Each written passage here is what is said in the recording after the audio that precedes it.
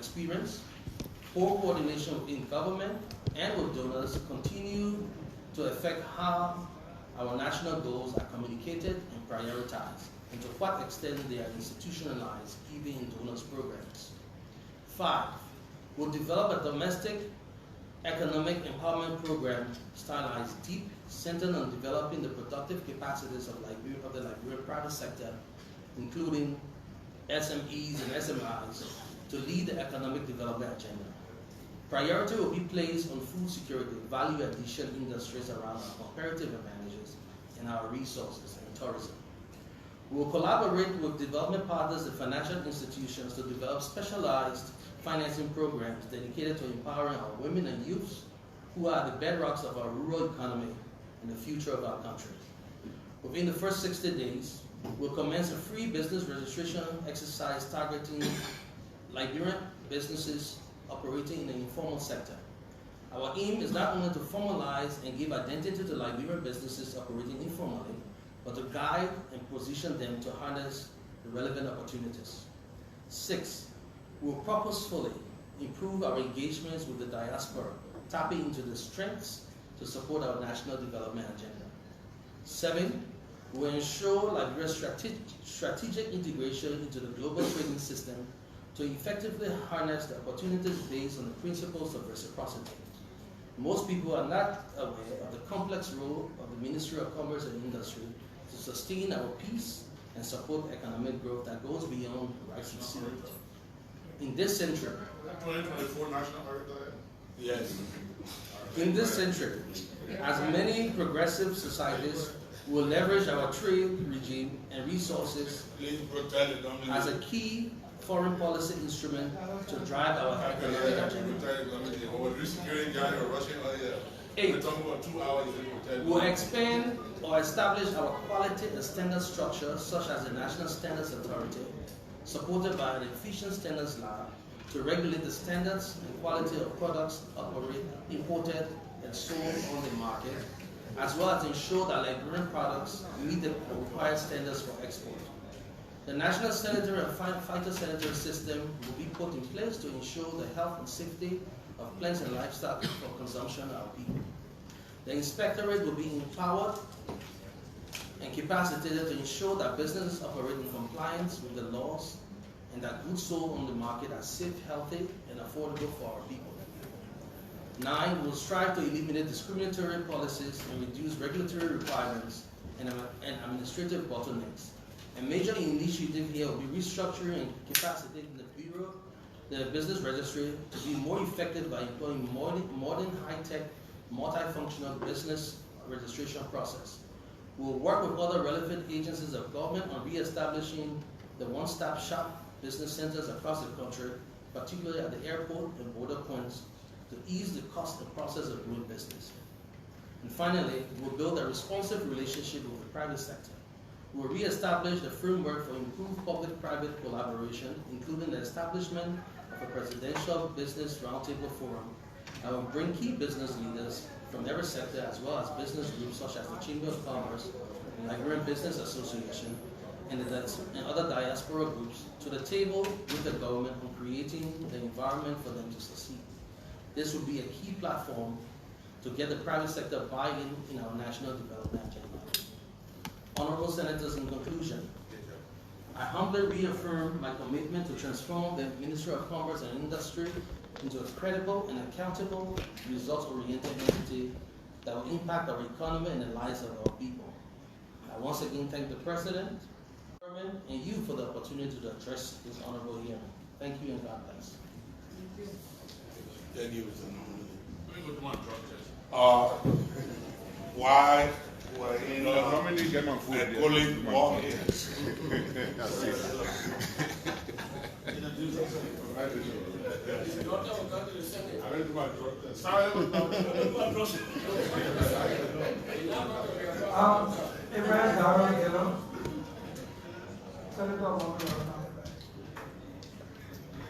Thank you, colleagues. We each senator will have 5 minutes to ask your questions and making the intervention.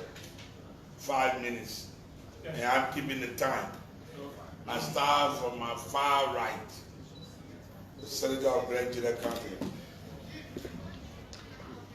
5 minutes. Thank you, Honorable Chair. Nominee, I enjoyed your reading this morning, especially the 10 points that you just pointed out. To have this country improve the commerce for the benefit of our people that live in villages and towns, as well as the orphanages. 2004, 2005, prior to 2004, Beaver was under the Ministry of Commerce. And then later on, by 2005, they brought Beaver under finance. And I do know that Beaver is responsible for price control. Commerce is responsible for price control. The goods coming into Liberia, what I thought was that the commerce supposed to have been the one to assess the goods and find out what the price will be to the consumers. And when you turn Beaver over to finance, then the possibility of assessing goods and prices is almost limited. What is your vision about this whole policy that was changed? Well, thank you, Senator.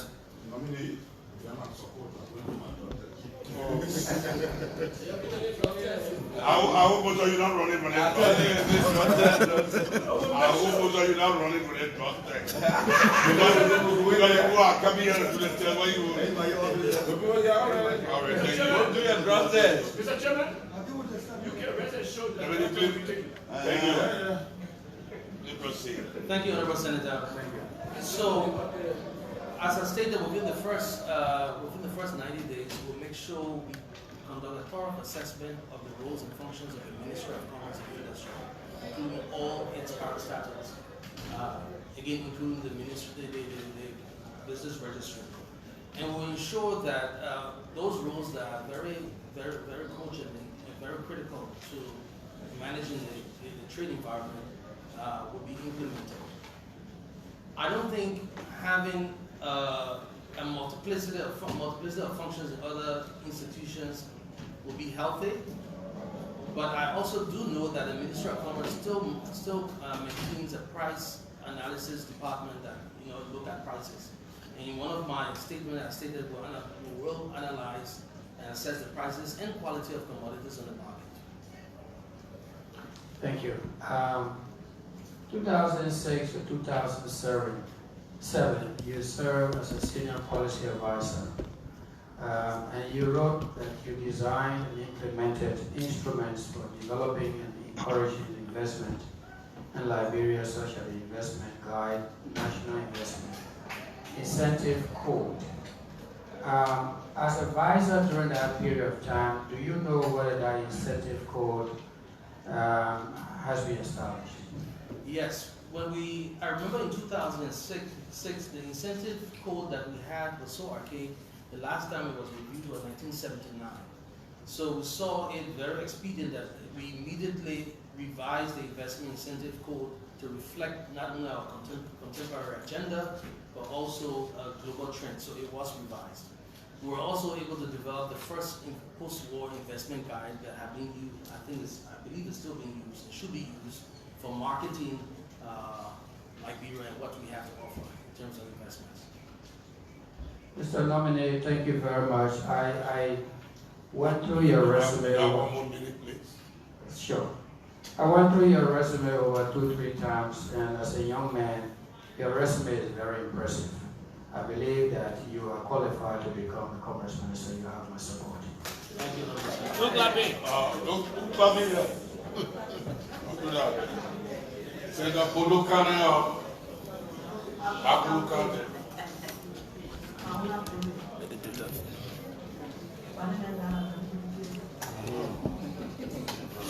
The guy of support. Mr. Nominee, in your presentation, you said you will make the market open. How are you going to do that? the Ministry of Commerce is responsible for granting IPDs and permitting the trade, the trade that transpires in our borders. And I believe in a free market economy. However, I believe that there should be some control to ensure that it doesn't harm, other people. So we'll make sure that all commodities, the market for all commodities will be open for anyone to export them.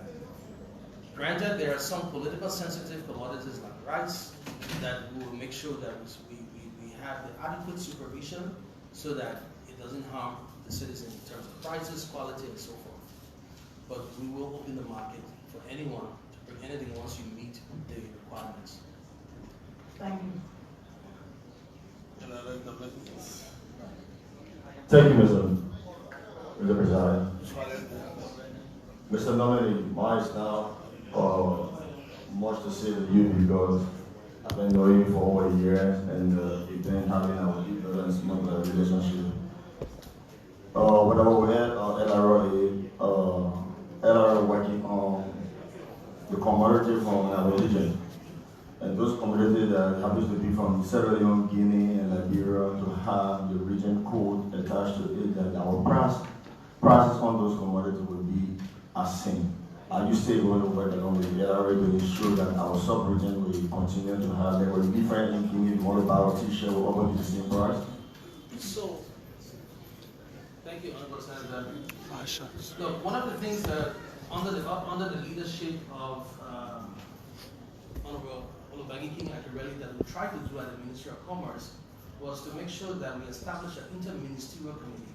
And that interministerial committee purposely was done to ensure collaboration amongst the trade-related agencies of government. We will re-establish this and we will work with every trade-related agency of government to make sure that we're in sync in purpose and in agenda. Thank you all so much. Yeah.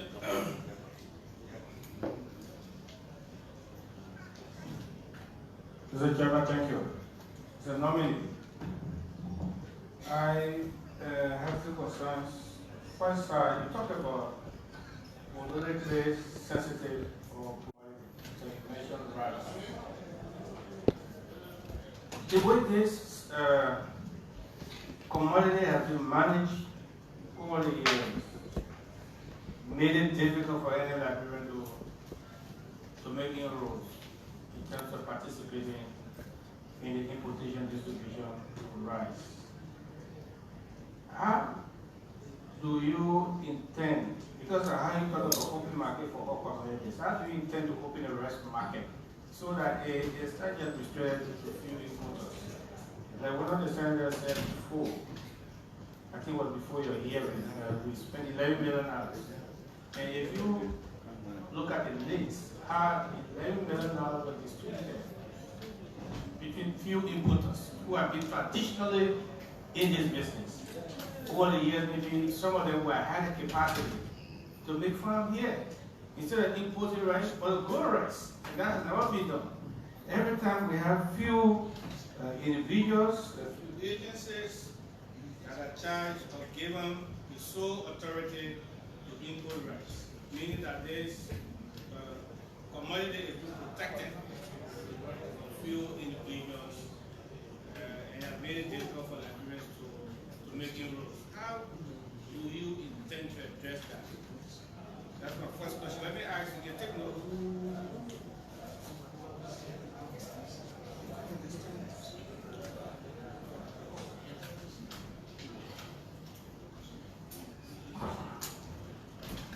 Okay, so my next question has to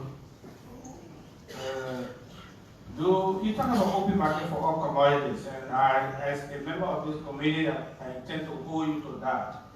And if we don't have equipment, I don't be surprised if I raise an issue on this floor to bring you here.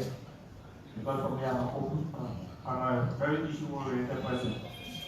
And once I raise the issue, I don't look back. So I'd like for you to know that.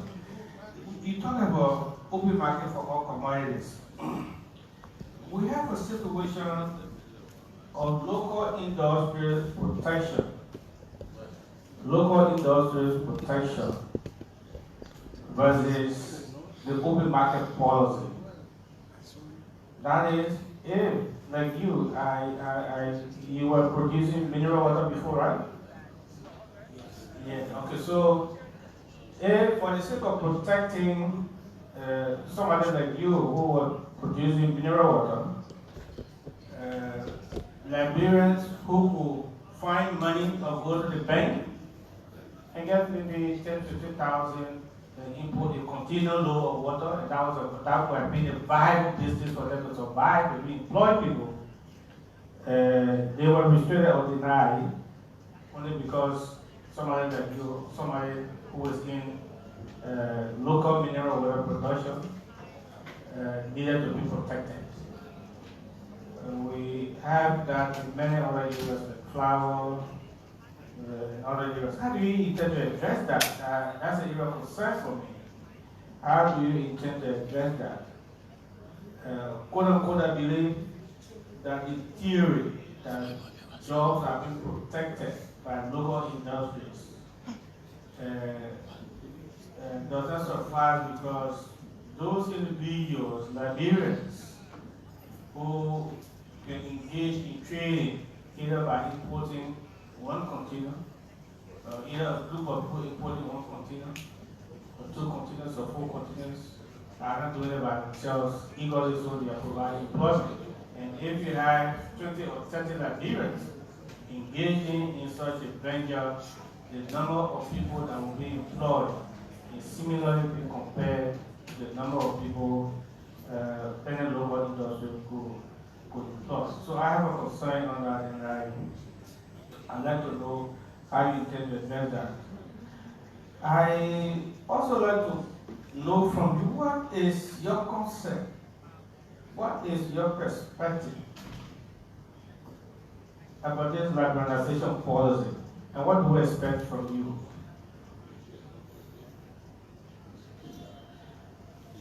No, one more. You got 1 minute more.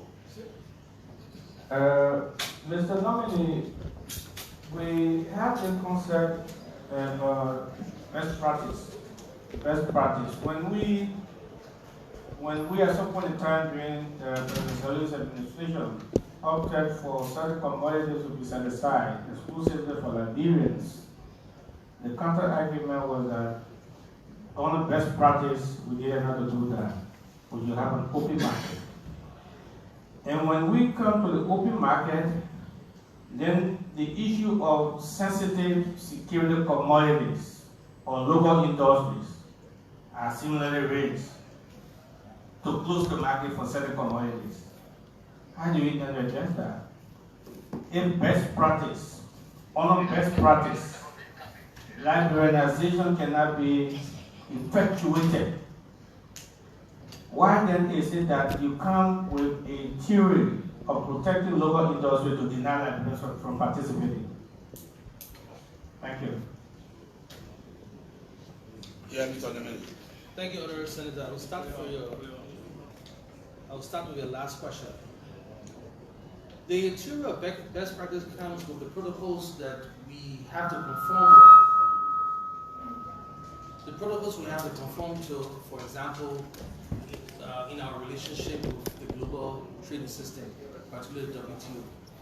But most people don't understand that those provisions also gives you leeway where you can implement your own agenda. For example, the liberalization policy, by scheduling it to a point where, after satisfying your agenda, that you migrate to some of those stringent best practices.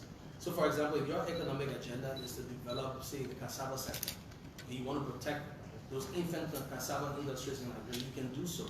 And you will schedule this with the WTO that in 2 years, you will migrate to the point where the market will be open and those subsidies or protections will be eliminated. So there are ways we can go around it to protect your economy, because your growth is centered around your own strategy. In terms of The Liberianization policy, I do believe in a Liberianization policy, but I think it needs to be enhanced. It needs to be looked at.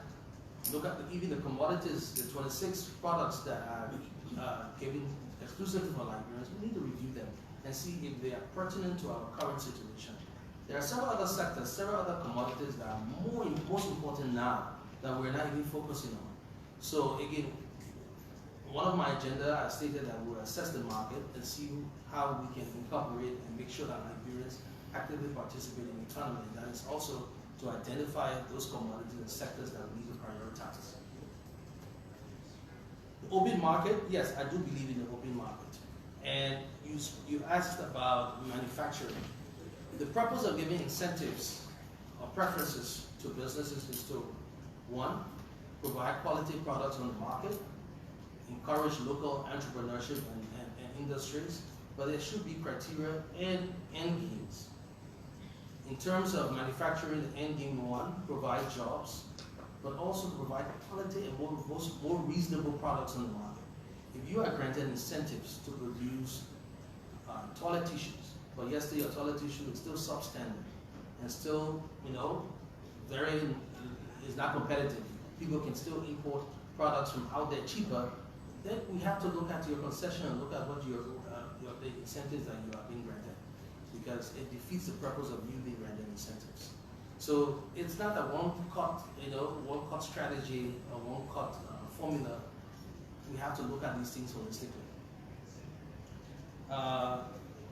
You asked about rice. I mentioned that trade is multifaceted. It's not only about what the Ministry of Commerce does. It's about creating linkages and collaboration with various agencies of government, for example, the Ministry of Agriculture.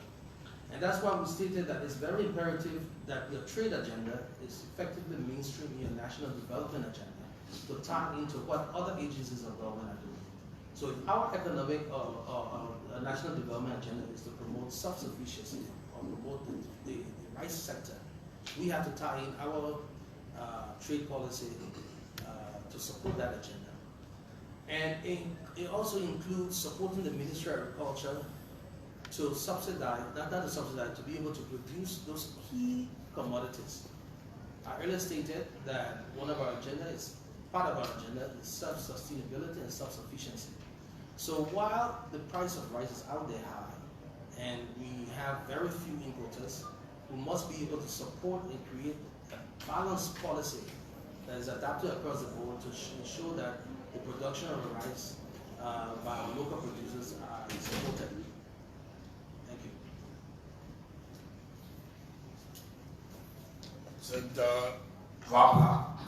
Thank you very much, Mr. Chairman, and thank you, Mr. Nominee. As I listen to you, I have no doubt that everything you said is exactly what you mean, because I have known you from as far back as 2006. Both of us were working with two of Liberia's best female ministers so far, and I recall how committed and innovative you are from knowing you over the time.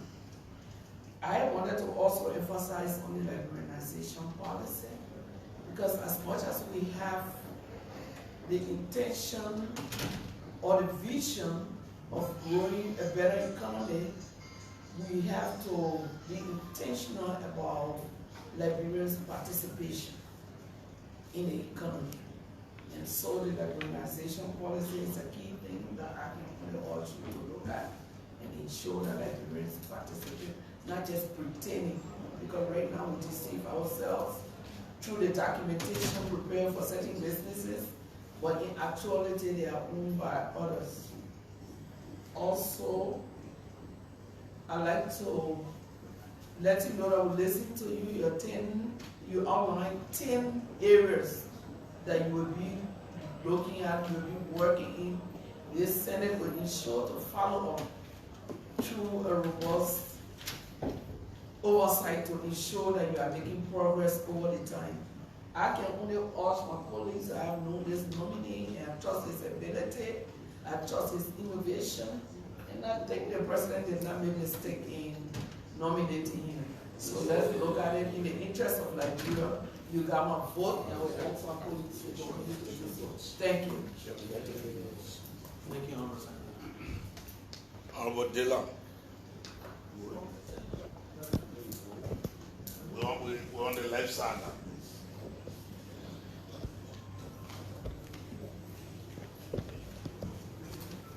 Good afternoon, Honorable Senator. I know you. You know me. We are friends. We campaign together. We campaign and we want to rescue. So everybody will believe me. That is sent here to have a vision for the rescue mission. I got a few questions for you. I know you know that you are on oath, but I want to remind you that you are on oath.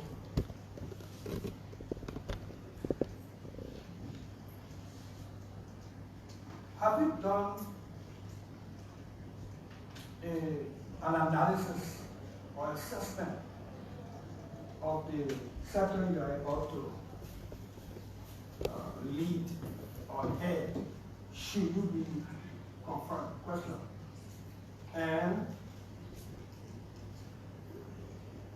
what does the report of your analysis assessment, if you are done, what does it say to you? What do you need to do?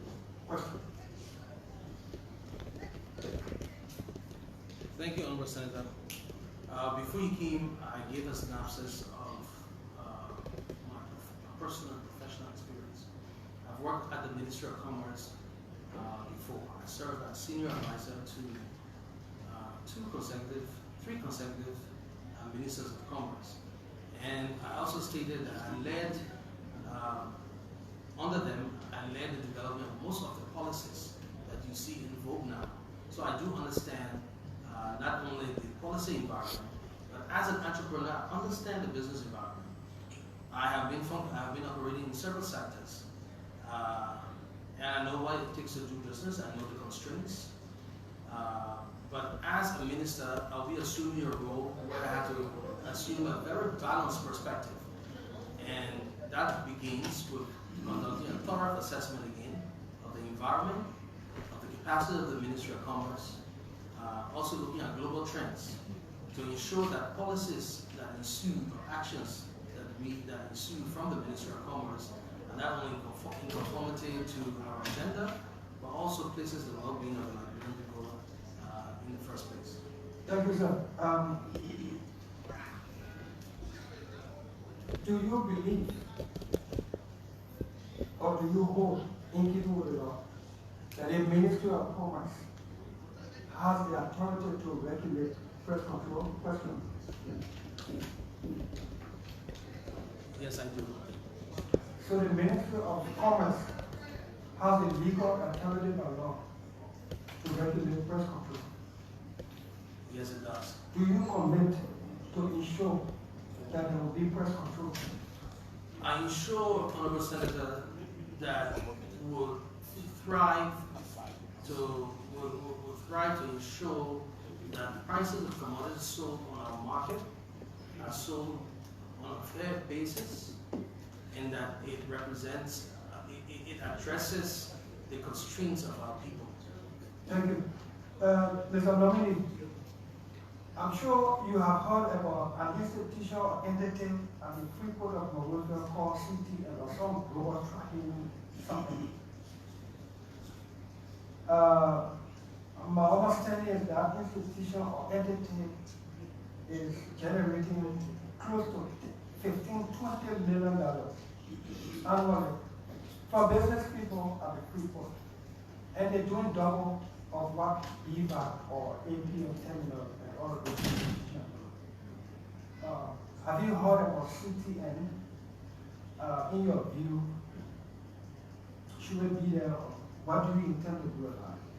So, as an entrepreneur, again, recently I cleared a container from the port. I was very, very frustrated about the multiplicity of charges and excessive cost of doing business in Liberia.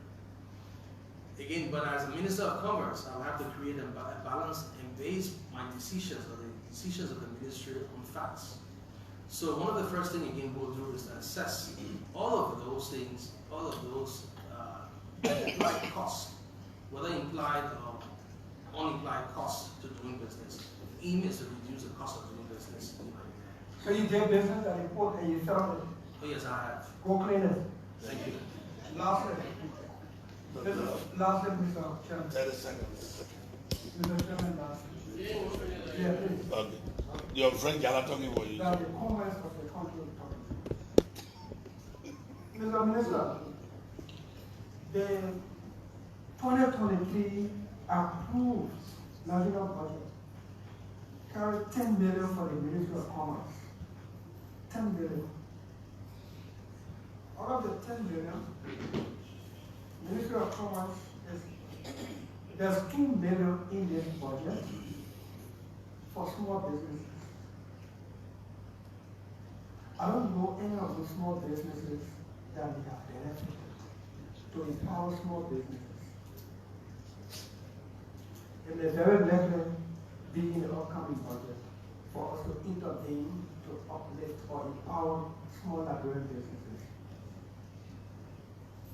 Do you commit that you will ensure an audit of what you are taking over from and commit that you will seek through budgetary means to help to empower small businesses, Liberian-owned small businesses? Question and I'll let. Thank you, Honorable Senator. So it's very prudent that before you take over any entity, whether in the public sector or private sector, that you understand what you're inheriting. So without any intention of going after anyone, we will ensure that there is an audit of the Ministry of Commerce and its programs over the last 6 years. In terms of committing to supporting Liberian businesses, before you came articulated, there's several programs that we initiate, including registering businesses in the informal sector, that graduating them to the formal sector. And the purpose of this is to position them for opportunities that we will try to develop and opportunities that are existing. Some of the criteria for getting loans, for example, at banks, you must be formal and registered, you must have a bank account and so forth. And that has hindered a lot of businesses. If you sit and speak with a Shushan boy, if you really analyze the money they make, they are not really poor in terms of they have some revenue. Maybe they are poorly managed and poorly guided. So in addition to implementing policies, we'll also ensure that we have programs that are geared towards developing the capacity of these businesses. Again, the Ministry of Commerce role and responsibilities are multifaceted. It's not just about price control, it's not about importation, it's about stimulating the economy. And the best thing is, the bedrock of our economy are our own entrepreneurs. And I can assure you we'll work with banks, we'll work with development partners to implement programs that support them. Mr. Chairman, can I declare my vote? Sarah Mama. Yes, thank you. You already campaign with a man, do you have voted? Your vote for him, he's qualified. Good afternoon, Mr. Pliny. Coming down. Good afternoon, Mr. Nominee. Good afternoon. Thank you so much for coming and for your splendid presentation. Yeah, much as it was construed as State of the Nation address, but it was good, and I'm proud of you. A young man who have achieved all of these successes. I'm an entrepreneur myself, and I understand what we go through. So I'm happy that you took this position. You understand what the Liberian people are going through. So it is my hope that considering your own experience, there will be transformation at the Ministry of Commerce, because there's too many complaints at the Ministry of Commerce. We hope that under your regime, we will have some relief. But basically, just two questions. Are you willing to sign the code of conduct? Immediately. Okay, wonderful. So, my second question has to do with security, and the issue of drugs is very key, and the president spoke about it. You may have seen us joking here, but this is something serious. We want all of the legislature to take a drug test, and we want all our nominees to take a drug test. Are you willing to take a drug test? If you haven't now, Right, thank you. If those two things are okay, you will have my support. Well, I want you on the back. If you don't do it, my work, I will get there with you. You go for him, my work, I will get there with you. Look up to get a chance, yeah? So, Jala, use your mic, please. Let me congratulate the nominee. Perspective, it brings me at center stage. When I was less in high school, when William E. Designate was appointed as Minister of Commerce.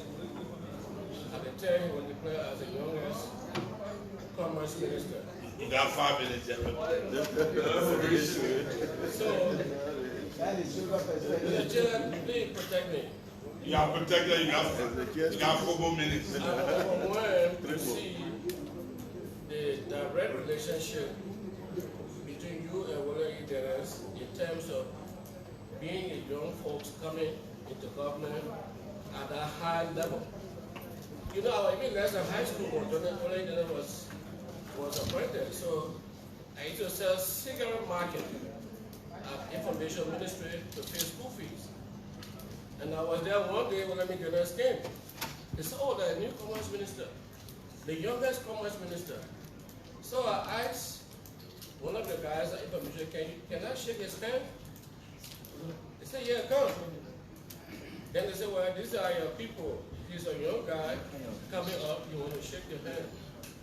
And I shook William E. Designate's hand. I felt so proud. I'm sure there are a lot of people here want to just shake your hand.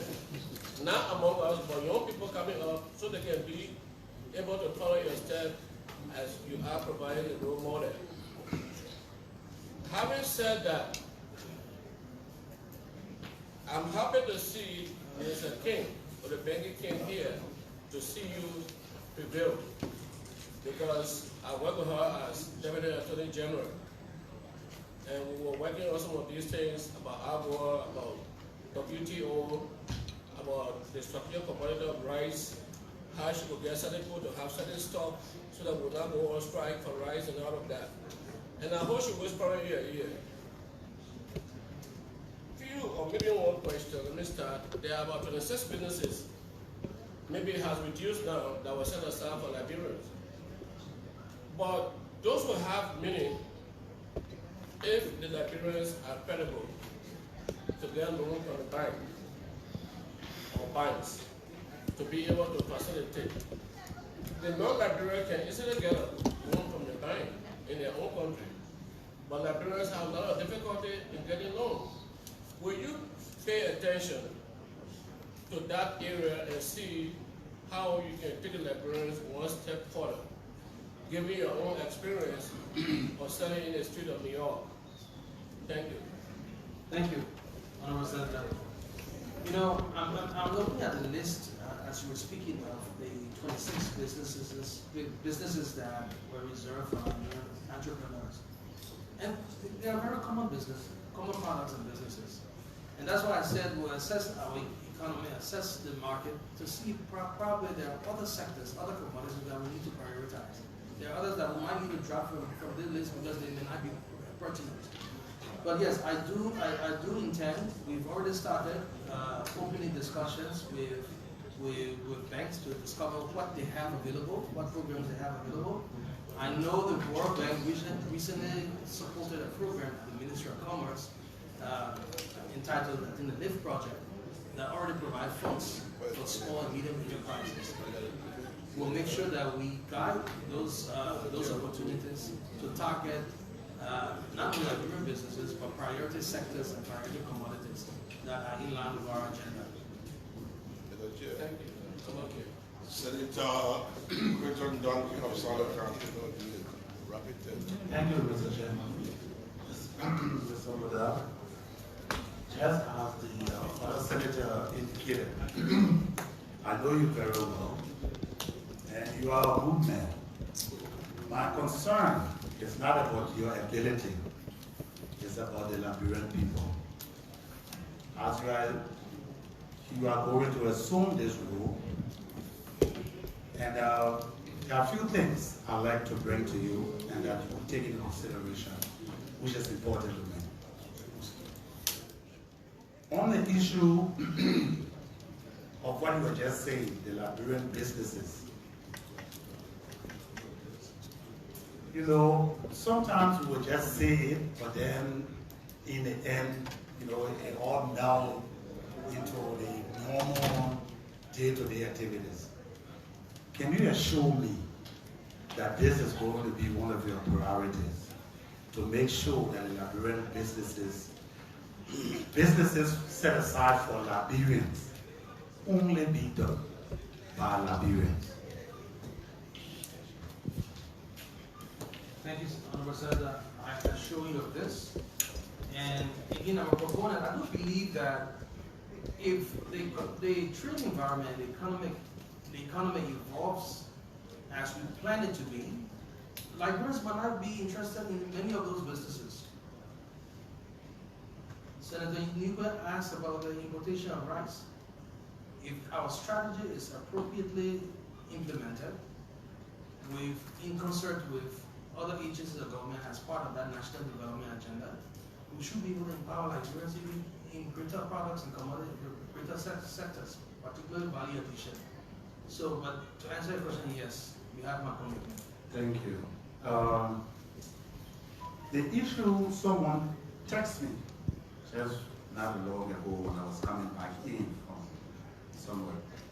They said that there is a habit of business people that import rice in Liberia, bring it in a huge quantity, open, they pour it in the tanks, the reserve tanks, put it in the warehouses, and then they use different colors of rice bags that they package it with and then sew it. And the different rice are being portrayed to the Liberian people that they are of different grade and are sold differently. Does that ring any bell to you? Is that something you ever heard about? And if so, do you intend to make sure that practice is not carried out? Thank you. So we've heard and we are aware of many instances where importers take advantage of people, including repackaging. Repackaging is illegal. If your method is not to repackage, if you're an importer, you have no right to repackage products. And repackaging gets into industry, gets into manufacturing, and that's what we intend. It's a very, very key point on my agenda to resuscitate and enhance the standard authority and the standard law, not only to address the issue of quality of our products going out, but to ensure that these commodities that come in, for example, they are labeled properly, they are what they say, the importers say they are, and they meet the quality requirement for the consumption of the Liberian people. And that includes how they are portrayed and sold on the market. Also, as I said, it's not about competence. It's just about policy on how you intend to run our ministry. On the issue of price control, it's a serious issue in our country because you know that the salaries of civil servants is not enough to sustain. Someone also told me that these invoices that are brought in from those importers, you will see that maybe one of the items on the overseas price is about 5 cents, and taking into consideration importation, duties, and all of that, it should be around some 8 cents if they are selling it to Liberians.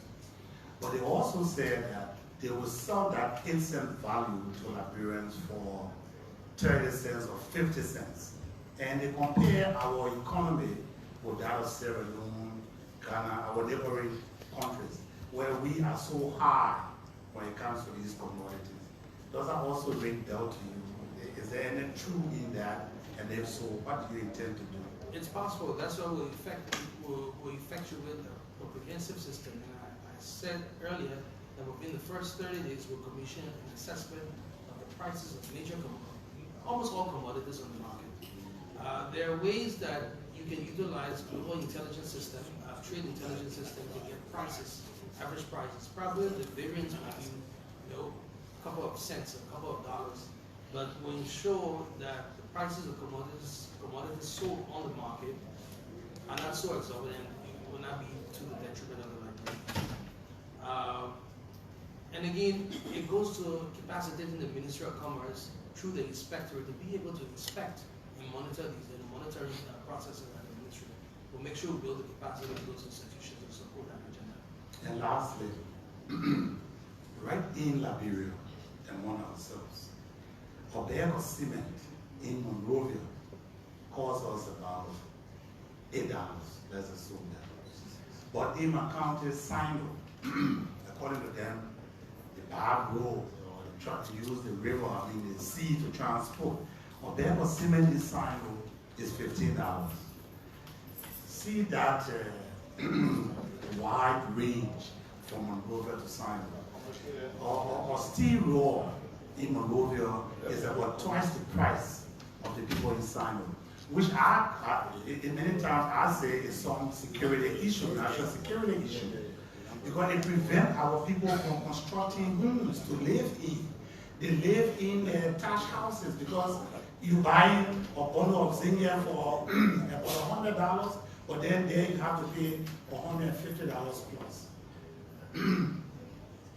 What can you tell me that your confirmation by the Senate will bring a relief to our people in the various areas outside Monrovia, where people in Monrovia enjoy all of these benefits, but those that we represent are suffering and they cannot improve their livelihood because of these high prices.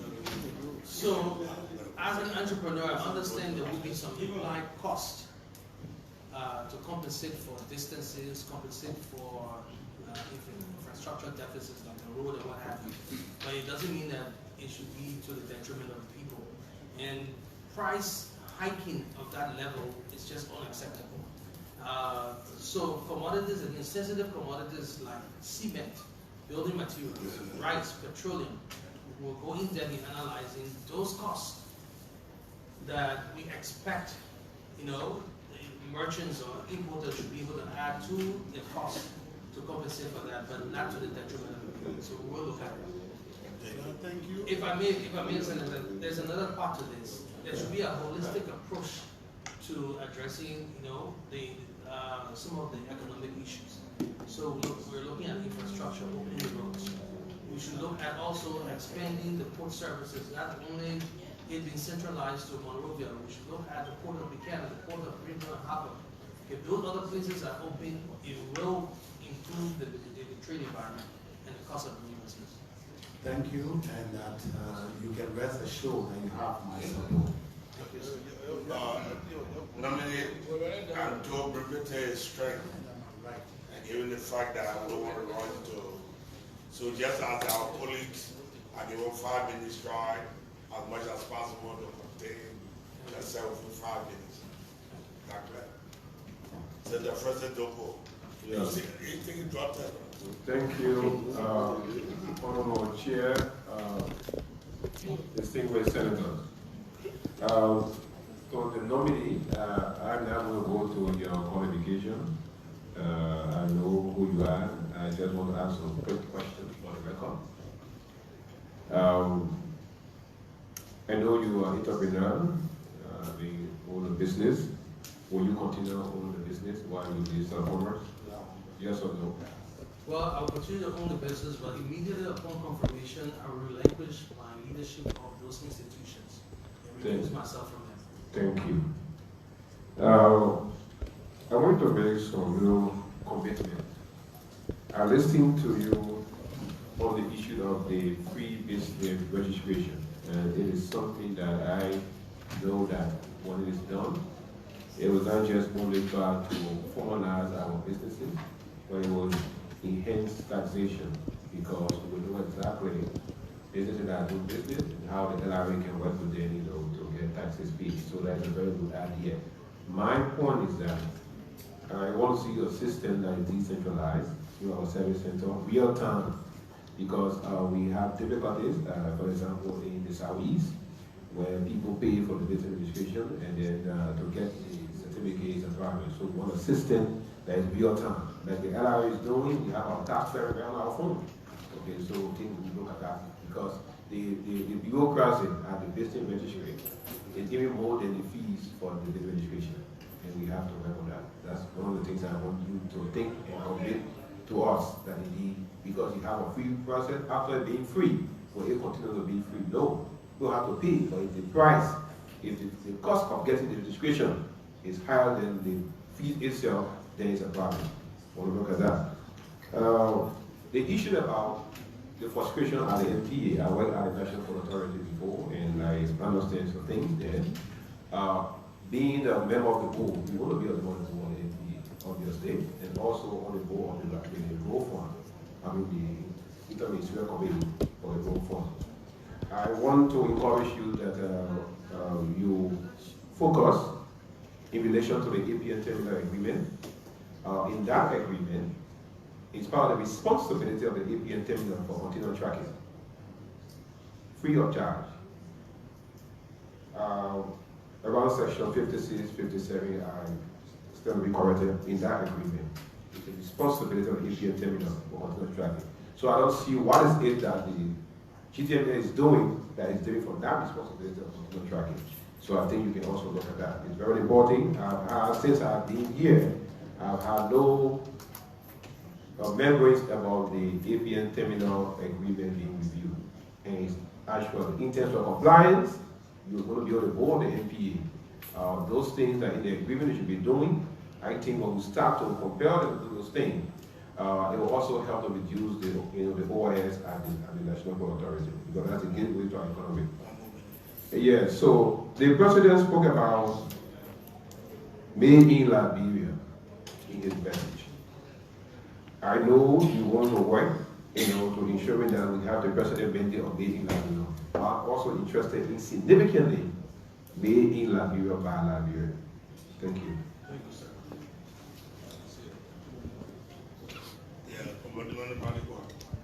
Indirectly, you already know what's up. Yeah. Thank you. Okay, thank you. Amin, again, as others have said, I've been knowing you for long. You served as consultant to our committee, comments from our speaker title. So I have no doubt about your competence and know-how about the sector. My comments, others maybe have said them, or maybe by way of emphasis, I want to really state them. I will appreciate when you to really study the role of the APM terminal, the ACTN, and Bureau. These are things that really increase the prices of the commodity on the market. Because when the prices are set, the charges of those people increase, they are shifted on the consumers. I want you to please look at that and see which of them can be eliminated. I mean, it has no relevance. Only taking money out of people that be shifted to the consumer. Please do that. You've indicated that you believe in the free enterprise system, free market. That's what you just said. I would really love that you study the issue of this rice. I was chair for telecommunication, post and telecom committee, like speaker, and one importer and one competitor and operator at that time charges $60 just for you to have a SIM card. When that market was liberalized, today you see everybody is free to make communication. So I want you to look at the rice issue whether it means to be liberalized. There are a lot of people that want to participate. Why don't you give them a chance to reduce the price, thus reducing the burden on the government as a political commodity? I also want you to look at this issue of manufacture distributing.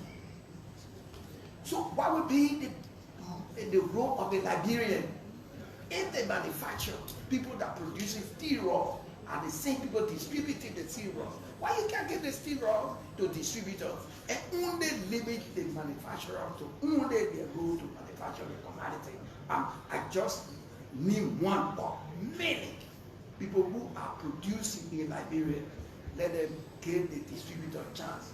Very key for the other people. You and I were many times to talk about how to enhance the agricultural market. And one of the things you told me is what? Because our agriculturists, especially the lower ones, they don't have access to market. And there was need to produce a this system where they could get the market and add value to it. I think you need to look at those kind of initiatives because you are the central nerves of the entire business community, regardless of which sector. I also want to advise you to look at your inspection system. In Grain Crew, as large as the country is, I have only one inspector from Ministry of Commerce on the payroll. So when goods are expired, that man doesn't have the time in the first place where everybody register to pay that due revenue for the government. One person can inspect that county. I want you to please look at it. I mean, I want to congratulate you. I know your competence, your preparedness. You have my thank you. After intervention tonight, if you intervention, you have to ignore. Send them again. So can I smoke, brother? Who's the nominee? How are you? Fine, thank you, Honorable Senator. Who are you? I'm Amin Modad. Who are you? I'm Amin Modad, nominee for the position of Minister of Commerce. Are you a Liberian citizen? Yes, I am. Where were you born? Pardon me? Where were you born? Monrovia County. Why your parents? My mother is Amin Modad from Monrovia County, and my dad is Sharif Modad. Who is he? He was a Lebanese. From where? From Lebanon. No, on the side, you go 28? Pardon me? I did go 28. What is I did 28? Isn't like what? The clergy. So, turn over like Brown Constitution. What's it? You ever read it? I can't recall, but I appreciate it. Have you ever lived out of Liberia? Yes, I have. Where? I've lived in the U.S. I've lived in Cote d'Ivoire. Those are the only two places I've lived in. How long you were with the Minister of Commerce? Between 2007, the end of 2006 up to 2010. What do you think Liberian businesses are having challenges? Why they're having challenges? Yeah. There are several factors that are affecting Liberian businesses. Access to finance, the regulations, the enabling environment, capacity, the capacity they have to thrive. Technology, there are so many issues affecting Liberian businesses. What? So they use them. Did you work with FIB? No, I did not work with FIB. I served on the board of FIB. Okay. What led to FIB going bankrupt?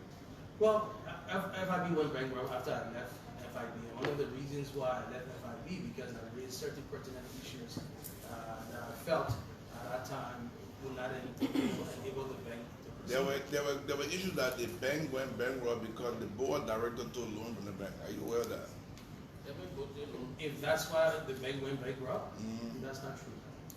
What was the reason? No, again, I wasn't there when FIB went bankrupt. Thank you, sir, again. Time is up.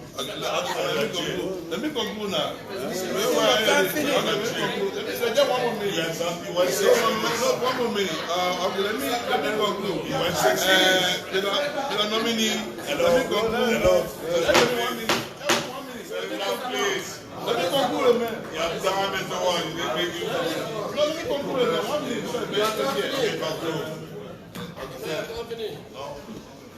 I don't want it. I give it dispensation. You got my boy. I forget it. I want to just take it small because I can see your website. Never forget going to. That's it. Not from Kulahu. You got Kulahu, man, boy. If you're not talking from Kulahu. I just get it, man, my boy, man. Thank you. Please make use of the mic. Thank you, Mr. Chairman. I feel it. I tell you.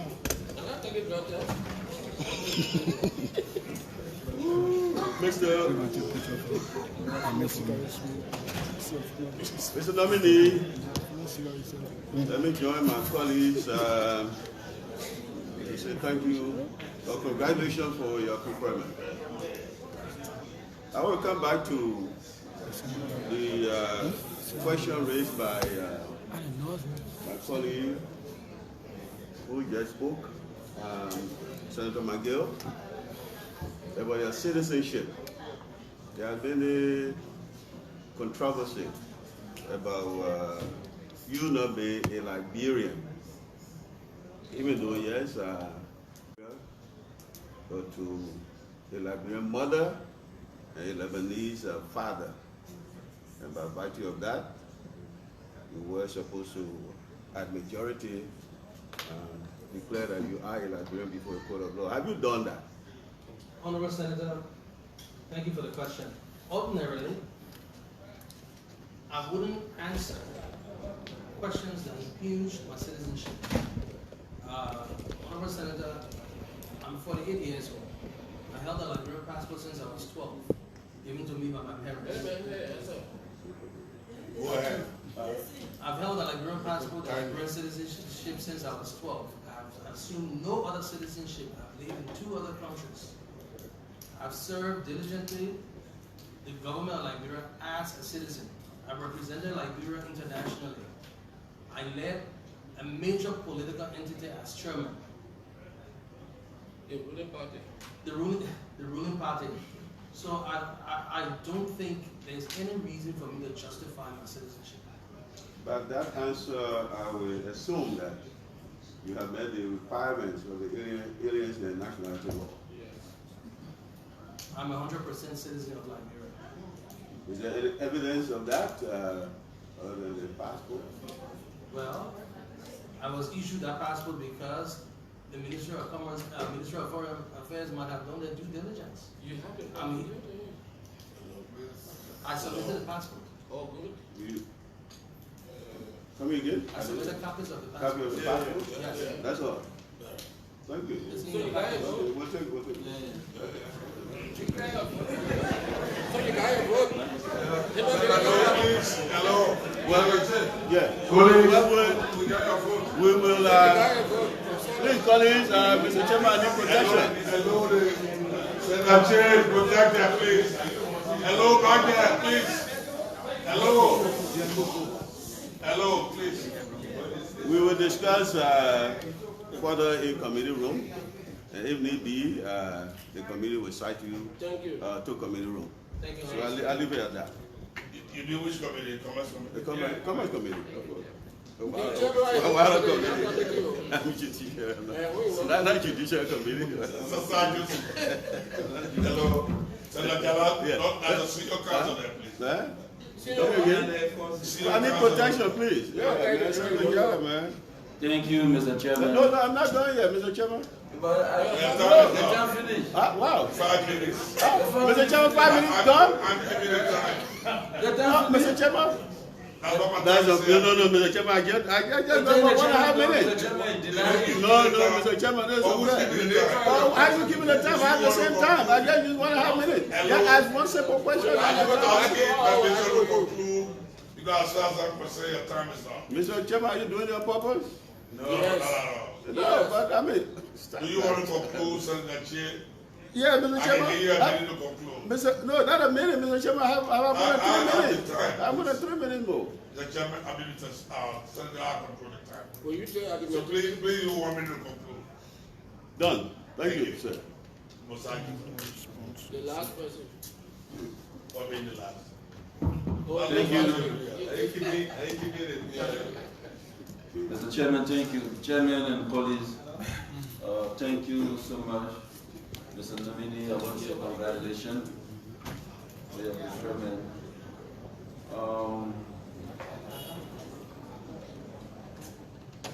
I wanted Senator Dillon to be here for me to make this statement.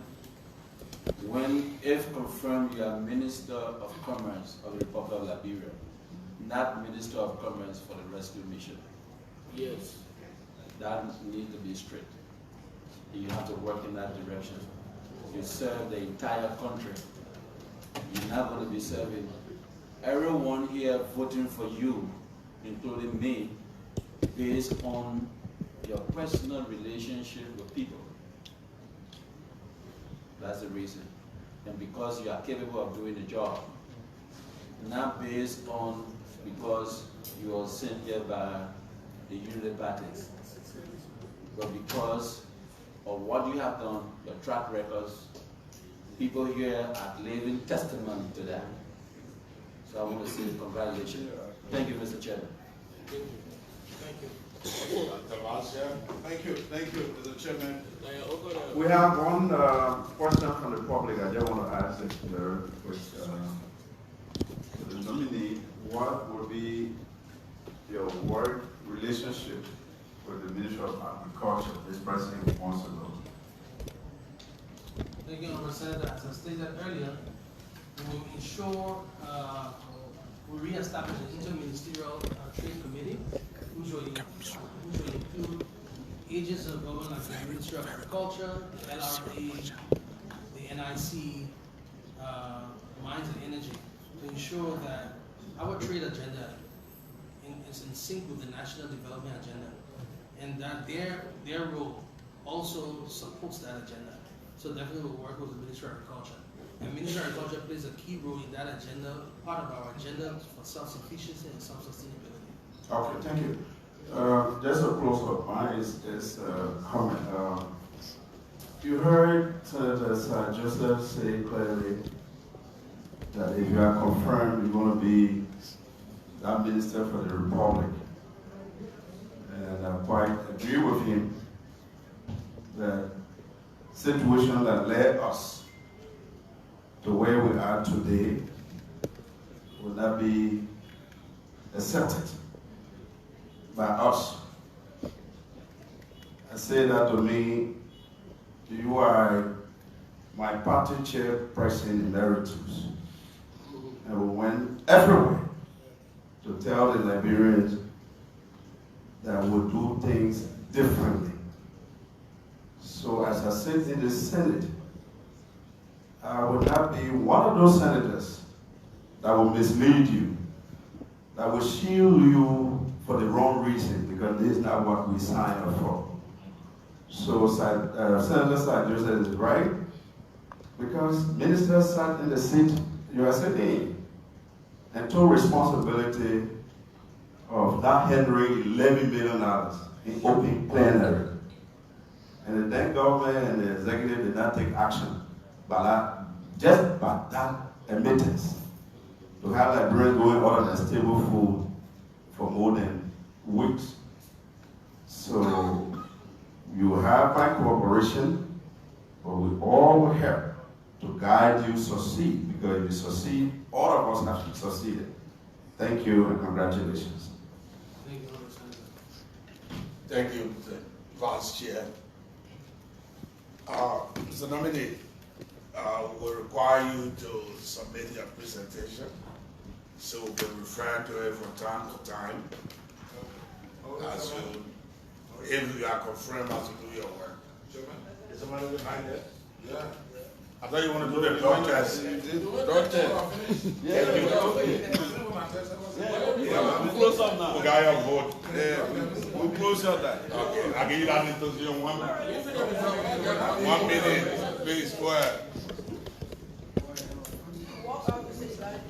1 minute.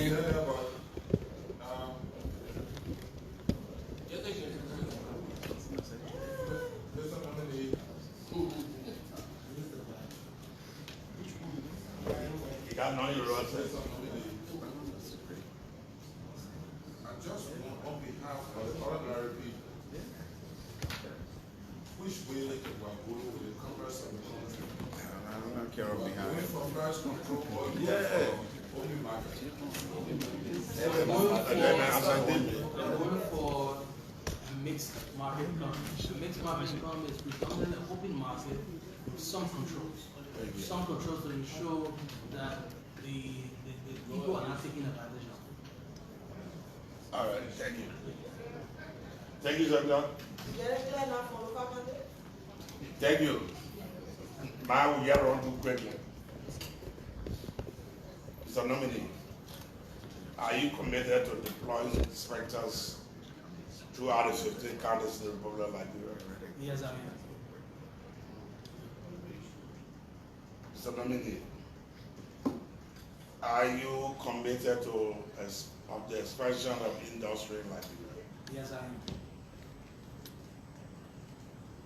Mr. Nominee, are you committed to improving the standard division of the administrator so that we have quality products on the Liberia market?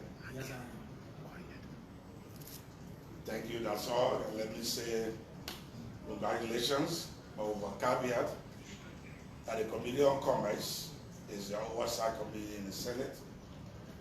We don't want to be told. You must inform us of activities at the Ministry of Commerce. Because if you don't do that, our colleague raiser on the floor will bring you here. But if you tell us, then we'll be able to inform them. So we hope that you cooperate with the committee. We will go back in our committee room, we will deliberate, generate a report, and submit it to plenary hopefully next week. Having said, I want to say thank you and congratulations for your preferment. Mr. Sagia. Well, folks, that ends this confirmation hearing of Mr. Amin Modad, Liberian entrepreneur, who was nominated by, he's a Liberian entrepreneur who was nominated by President Joseph Boakai to serve as Commerce Minister.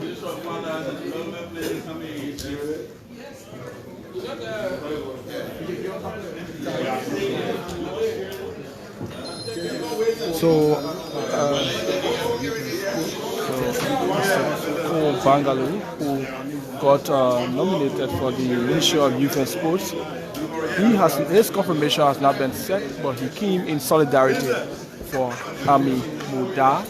And so you can see him here. This is Madam Modad, the wife of Amin Modad, Leto Lai, former Labour Minister, also former Foreign Minister, former Commerce Minister, Madam Urubaki Akiredi, all came to witness this confirmation hearing.